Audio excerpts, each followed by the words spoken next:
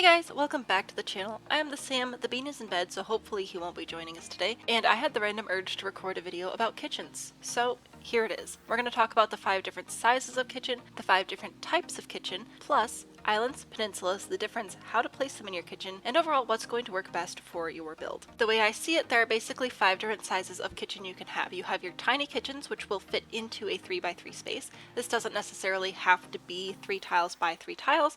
It could be 2 tiles by 2 tiles, 1 tile by 3 tiles, but it will fit into the 3 tile by 3 tile space. Next up are your small kitchens, which are 4x4, mid-sized kitchens, which are 5x5. This is the size I generally recommend you build a kitchen if you're just starting out and trying to find your feet, something that will fit in a 5x5. I like to go with somewhere between 3x5 and 4x5 for mine. Next up we have our large kitchens. I would only recommend this in like a 4 to 5 bed home plus, otherwise it's just going to be way too big for the scale of your build. And finally we have the gigantic kitchens. Now I would classify a gigantic kitchen as anything 7 tiles by 7 tiles or larger. Just as you'll see, it gets really difficult to fill this up appropriately, so I would reserve this for an event space where you may need multiple Sims cooking at the same time, or just an absolutely massive mansion. Starter homes are going to have like a 4x4 at largest. Most family homes will have about a 5x5. A very large home would have this one, and most mansions would as well.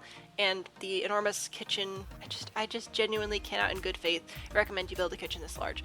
And then the tiny ones obviously for very small homes, apartments, or other cramped spaces. And then the 5 different kitchen shapes include the line or I kitchen, the L-shaped kitchen, the galley kitchen or double line, the U-shaped kitchen, and the G-shaped kitchen. So I'm going to start with just the I-shaped kitchen, the line kitchen, show you how it will look in each one of these different size kitchens, how you could add to it or not, and then just move on from there.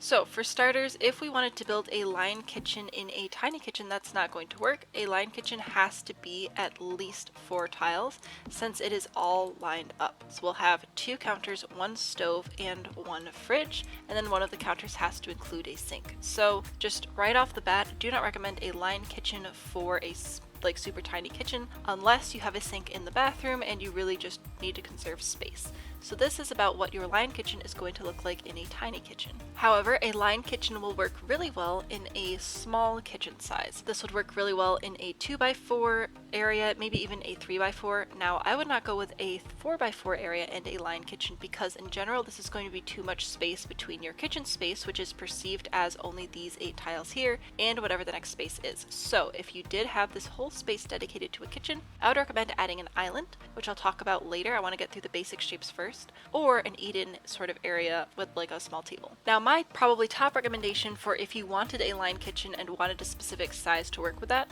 would be a 2x5 space, which would fit into the mid-size range. This is so that you can have 2 counters, which means more decoration and or more Sims cooking at the same time, and it's not so large that your Sims are going to be swimming from counter to counter. So I would definitely recommend this size for a line kitchen in general. I think this is going to work best in game as well as look best aesthetically. The 2x6 tile space is probably about as large as I would go with a line kitchen, otherwise it's just going to be super spread out. And again, you don't really want a line kitchen for this whole space because this is going to be way too much space before you hit your next living area. By the way, in my brain still anyway, hasn't quite made it out to paper or planning yet. I'm working on a video of ideal room sizes and shapes and how to fit them together and all that spacing. It's just finding a formula is difficult, and that's what I make these videos based off of is formulas, mathematical equations, things that you can reference quickly and will be the same as often as possible. That's what I like, so that's what I make for you. Working on that for all rooms, but for now we're just focusing on the kitchen. So again, unless you're going to have an island, peninsula, or dine-in area, I would limit this to a 2x6 space and use this for something else. And finally, we have the extra large, huge, massive, expansive 7-tile line kitchen. To me, this is just way too big. There's a lot of empty space over here. Really, we really just need this. An extra counter or 2 is handy, but 3 does start to feel excessive. So that pretty much leaves us at these 3 sizes in the middle for your best bet for a functional and good-looking line kitchen layout. Next up is my personal favorite, the L-shaped kitchen. Now, I like this one because it works really, really well no matter what size space you're working in. The main requirement for it to be an L-shaped kitchen is that you're going to be turning a corner. In fact, that is the only requirement. So the smallest an L-shaped kitchen can be is 2 tiles by 3 tiles and still be functional. There are a few players I know who have reported they have bugs where they cannot cook on a corner counter. Most of us should be able to though, and if you can't, you'll just have to extend your kitchen a little bit like so. The L-shaped kitchen also works really well in a small kitchen. You could have it as small as this, or take up the whole 4x4 space. Now this does have a lot of just blank counter space on this side. If you wanted to break that up a little bit, you could switch a couple of pieces like this and get a slightly better work triangle going. Now a work triangle refers to the triangle that you could draw between the sink, the refrigerator, and the stove in your kitchen. In the real world, you want that to be no more than a few steps from one another. In Sims world, you'd probably want it to be 1 to 2 tiles apart.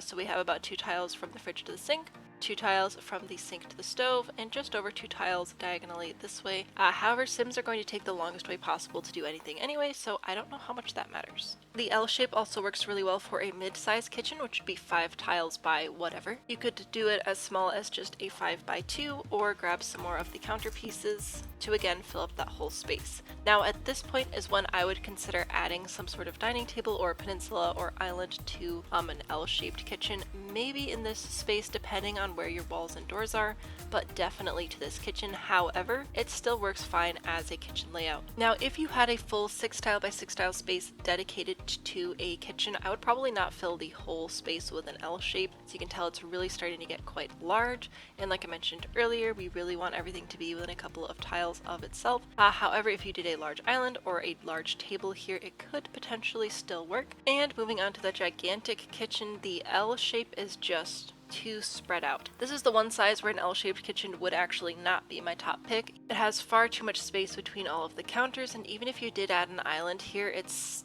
still just going to be enormous. But again, like I said at the beginning of the video, generally I just do not recommend building a kitchen this large to begin with. However, if you do have this large of a kitchen, some of the other styles we're going to talk about toward the end are going to be more suited to the space. Next up, let's talk about the galley or double line kitchen. Now, I am not going to add the walls for visibility's sake, but I will change the lighting. There we go.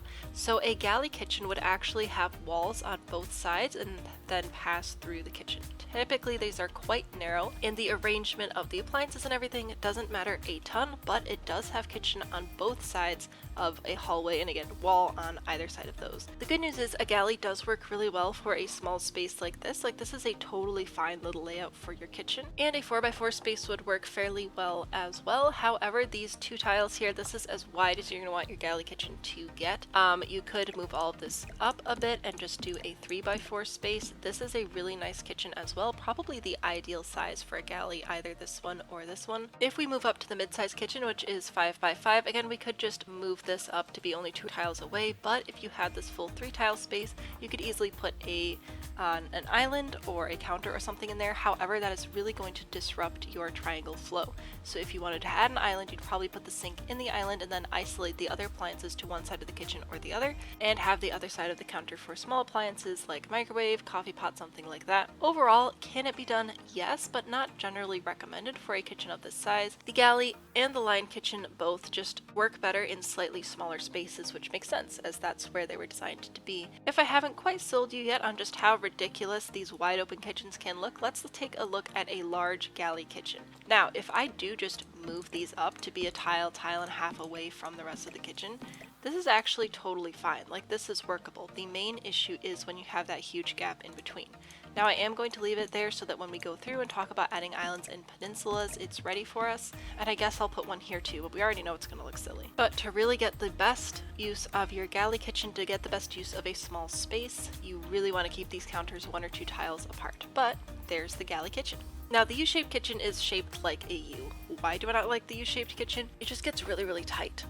This is far too tight to be used by more than one sim or one person in the real world. While you may see this in more cramped areas, and it's basically just a galley with a counter at the other end, it's really tight. Now, as far as walls go, you'll typically see this in a space with at least 2 walls covered, and maybe one of the walls will be open or partially open into a dining area, possibly with upper cabinets or a bar or something like that, but it can also be seen with walls on all 3 sides. Now if we look at the small shaped kitchen, which is of course 4x4 or anything that fits into that space, it's not that bad. And much like the other styles we're looking at, if we pull this in to just become a galley with an extra counter, having that little bit of extra space does make this a fairly decent kitchen. And if you had this open to be a bar, to do a dine-in area, that would be probably nice. Probably one of the better options for this style would be around this size. Because once we move on to the large kitchen, we start to have just too much space between our counters again. Now this is going to be really tight to try and get a table or an island or anything in there, so if you had a space this size,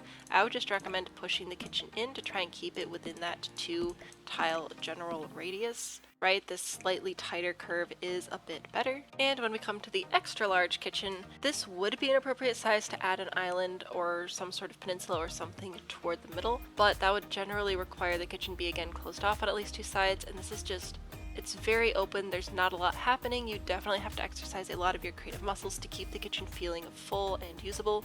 Could you shrink it down again like we did before? Of course. And finally we come to the extra large kitchen. At this point you just have space for a whole dining area in the center of the kitchen, which I know is a thing in some cultures, not so much in the States. If you're going to have a dining and kitchen area attached to one another, it tends to have the kitchen open up into the dining space, such as an L or a line kitchen opening toward the dining space and not have the dining space surrounded by the kitchen. But this would be a pretty decent size and layout option if that's something that you wanted to go for. If we move everything in a little bit tighter to about 3 tiles, this balances out all right. The kitchen is long enough that the 3 tile space starts to make a little bit of sense. It's just quite large and spread out, and even if you have this being your work triangle for your sim, if this was my build, I'd probably still want to clutter these counters up pretty severely so that my sims aren't walking all the way over here to cook their little birthday cakes or whatever. Now the G-shaped kitchen does not fit in a 3 tile by 3 tile space just because it requires the kitchen wrap around that last side. This is about as close as you'd be able to get to that. And even in a full 4x4 space, you can see how this really is not suited to small kitchens. This only leaves a 1 tile walking space, and if this entire area was open and this was a bar counter or something like that instead, it would be alright. But this is definitely a style suited to larger kitchens. As much as I'm not a fan of this kitchen style, I would say that this is probably the ideal size, the 5x5-ish space. You could bring in one side or the other to bring it back down to that sort of 2 tile wide area that we've been talking about the whole time. So now we have a 2 tile entrance and about 2 tile space here. Obviously it's 3 in this direction, but you know, it's 2 tiles this way, which is what matters. And again, if you had 1 or 2 of these walls open and not just this whole kitchen closed off, then it won't actually feel entirely closed off to the rest of the house, which is important. If I had a full 6 tile by 6 tile space to dedicate to a kitchen, I might squish it in a little bit, have bar stools here or something like that, and have an in-kitchen dining area as well as possibly an out-of-kitchen dining area. This would bring most of our widths back down to about 2 tiles all right through here, and not have the entire kitchen feel too closed off again. Same goes for the 7 tile by 7 tile massive extra large kitchen space. If you had your whole space filled up wall to wall to wall with a kitchen like this, I would try and shrink it if you can to bring these counters in to reduce some of this space. So there are the 5 basic kitchen shapes and the 5 basic kitchen sizes. Again, we have like the tiny kitchen, which is anything that would fit into a 3 tile by 3 tile space, small, which is 4x4, mid-size, which is 5x5, my recommended kitchen size for beginning building. 6x6 would be a large kitchen, generally want to put these in like a 4-bedroom plus home. And finally we have the massive kitchen, which is 7 tiles by 7 tiles or greater. I tend to avoid these, they can be very difficult to create a very full, livable, like normal kitchen look. And of course the styles, we have the line, which is just a straight line of kitchen, the L, which can be adapted to fit most size spaces, the galley, which requires 2 counters facing each other. You really don't want them to be more than 2 tiles apart. That is just going to be far too wide for a galley, and you might as well expand to a U-shaped kitchen at that point, which looks like a U, or a G-shaped kitchen. Now the way I did these, they really don't look like G's, but if I mirror the image, you'll be able to see how it kind of looks like a G. So now let's talk about islands and peninsulas. First of all, islands and peninsulas, generally the same concept. It's a freestanding bit of counter that is not resting on a wall. However, the difference is an island is floating, it is not attached to anything, and a peninsula is attached to a wall. That's pretty much the only difference, especially for our purposes here today. So if we wanted to add islands or peninsulas to our line kitchens, we could do that. In a way, it would transform it into a galley kitchen. However, if a galley kitchen is generally required to have walls on either side of the kitchen, you would tend to see a kitchen laid out like this as a line with an island or a line with a peninsula, even though they are quite similar. So the ideal spacing is at least 1 tile and at max 2, maybe 2.5, depending on the overall kitchen space between your island or peninsula and the rest of your kitchen. So again, this would be an island, this would be a peninsula since it is attached to one wall. So for this space, we could add an island or a peninsula coming here, or move it here, or move it all the way here, but we wouldn't want to move it much further away than that. I recommend that all of your islands or peninsulas be at least 2 tiles in game. Just the 1 tile ones can look kind of silly, and you might as well put a table there or just slightly modify the kitchen layout. But if it's 2, then it will read as a proper island. If we wanted to add one here, I would probably do it slightly smaller than the rest of the space. So if this is 5 tiles wide, then I'd want my island to be 4 tiles. This is assuming that at least one side, if not both, are open to traffic to be able to like flow through like so. Your Sims can technically walk through the space, but it's not going to look very good. But you could add this island here, or out another half tile, or all the way out, but I would not recommend pushing it too far away because again that breaks our 2 tile rule, and it's just going to look very wide, very empty. I have noticed that most players tend to feel like their spaces are empty when there's 3 or more tiles open. So a 3x3 tile space or more is open. That's when players start to feel like that space is empty, as opposed to just a hallway or a walkway. So this is an empty kitchen, this is a line with an island, and the only difference is 1 tile of space. While we are talking about islands and peninsulas and all that, let me remind you how to actually use the custom counter placing tool. So you can place your standard island like so, and this works for islands, standard counters, and the upper cabinets as well. If you click this little gear icon here, so if it looks like gears, click it so it has a little wrench, you can actually select any number of different shapes and corners. So if I have my little peninsula starting here, I can also add an end piece like so. Generally, these are slightly smaller, not the case for every cabinet, and they have a slightly different finish on the side, and this varies cabinet to cabinet. For example, if I take the cottage living island counter and then grab the outer side, you can see that that is in a little bit from the edge, and it has a completely different look about it with the closed cabinet face. We have the base game industrial counters here as well, which have a little bit of pan storage on the end and is in significantly, so play around with it, make sure that you're mixing up some of your cabinet faces. It's going to help your kitchen look better overall, plus it might save you some space. You can also create round islands by using the round counter, the rounded outer corner to be exact, and placing it in a circle pattern. So this could be a circle or an oval. This will be better suited to larger spaces. So if I just pull this out, then I can grab my standard island counter to place to connect it. And there we go. And the reason this looks decent in this space is because we had a lot of space to fill up. It's about 1.5 tiles away from our main line kitchen, and we could put chairs all on this side. It'll be a delightful gathering space for the family, and if you really wanted to, you could move some of the appliances to the island as well. This is about as far away as I'd want to move this particular island from this counter, but again, I don't want it to be more than 2 tiles away from the rest of the kitchen, otherwise it will just feel like a completely separate space. So over here in this space, we can see the only space we'd have for an island would be right here in the corner. It just doesn't look right. It's weird. Don't bother. But here, if we had one or both of these sides open to a dining area, we could definitely grab a few island counters, maybe grab an outer corner to place here.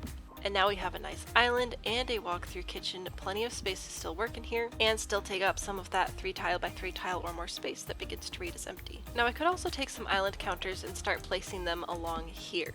This kind of turns the kitchen into a U, however, since traditionally a U would have more walls, kind of like we we're talking about with the galley versus the line with the island, this would potentially be marked as an L with a peninsula instead. Really what this does is close in the space a little bit, but since this is open and would have bar stools and stuff, it's not going to feel quite as closed off as a traditional U-shaped kitchen, which would have, again, the walls on all the sides of the counters. If I had an L-shaped kitchen this large, I'd probably go for a large island again. Maybe this time I'll do a square one by using the outer corners and arranging them into a square or a rectangle. I'm doing about a tile and a half distance in this one just because I feel like that fits fairly decently, and if it still feels off, we can delete this and bring in the fridge so that everything sort of stays more in line with itself and you can almost picture a box around the space. Now if you really wanted to go crazy, you could potentially add a diagonal island. If you are going to go diagonal, you want to make sure that you're being very careful and intentional about which pieces you're placing where. Counters on the diagonal are not going to naturally want to fall into a very nice position. However, if you do get one in the right spot, they should still snap to each other. There we go. Now why you'd want a diagonal, I don't know. I just thought it'd be neat to add into this one. So again, if I just try to place this on like a default space, it's going to place around weird, but if I'm very careful, it will actually snap regardless of the diagonal alignment. Now for the galley kitchens, I'm just going to skip these two, they're fine, and for this one, this is another reason I wouldn't put an island in a galley, is because these are very clearly directional. So you have to pick almost which side of your kitchen is like the main kitchen side, or you could place it something like this. I don't like having them just face one way because then it feels like this is like the dominant side of the kitchen and this is the less important side of the kitchen.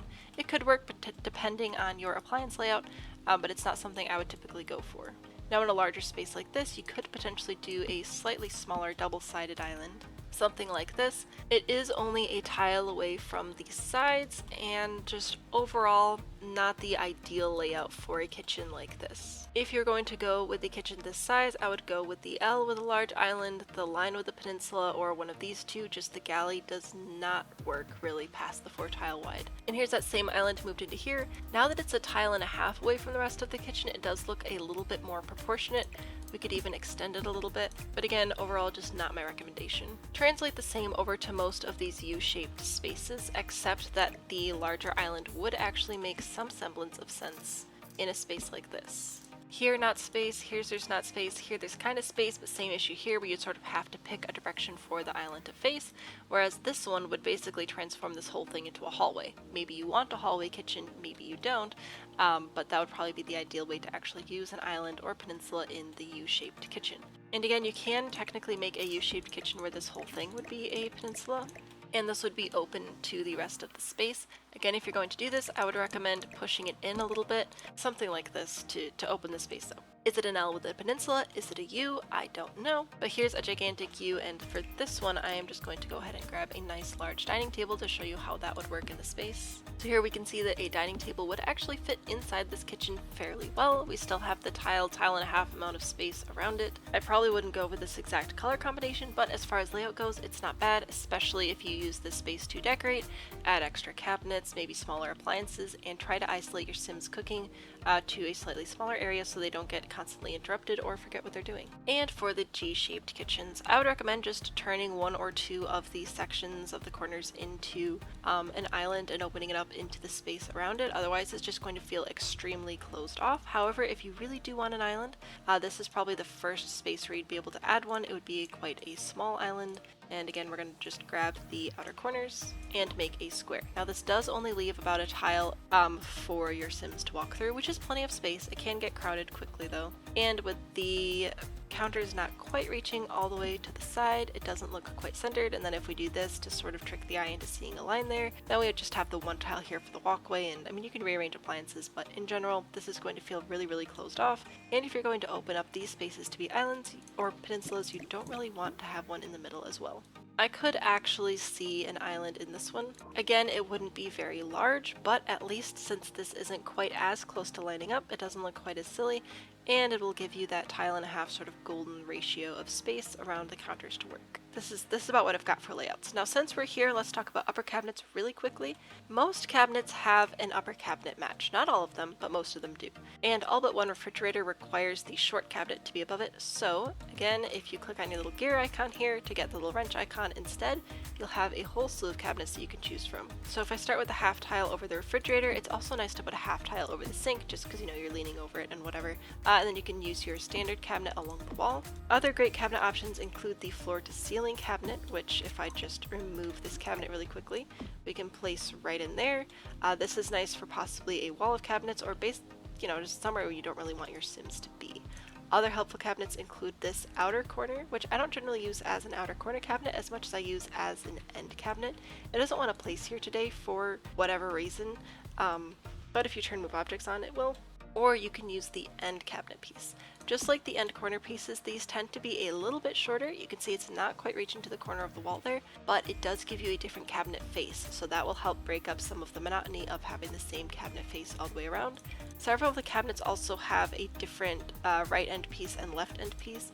Not so much with these land cabinets, but if I grab the country kitchen cabinets, again as an example, first of all, the tall cabinet doesn't actually reach all the way to the floor, so that's something interesting to note, and the right end and the left end pieces are different. There are also corner cabinets. Now some of them have sort of the angle cut off like this, others are an L shape like this one. But one of the best things you can do for your kitchen aesthetically, besides making sure that the tile count is like reasonable, is mixing up some of your cabinet faces, because this is just naturally going to look a lot better than this. And I think that's what I've got for you guys today. As far as housekeeping notes go, I don't know how many normal videos I'm going to be producing over the summer between my health being weird and just, you know, summer, small child, things happen. Specifically, the thing that doesn't happen though is a quiet house. So with all that going on, I might be isolated to primarily streams over the summer, which I'm fine with. I love hanging out with you guys, so make sure you're keeping an eye out for those. Subscribe if you haven't already, click the bell, all that jazz. Thank you so much for hanging out with me today, and I look forward to building with you guys again very, very soon. Bye!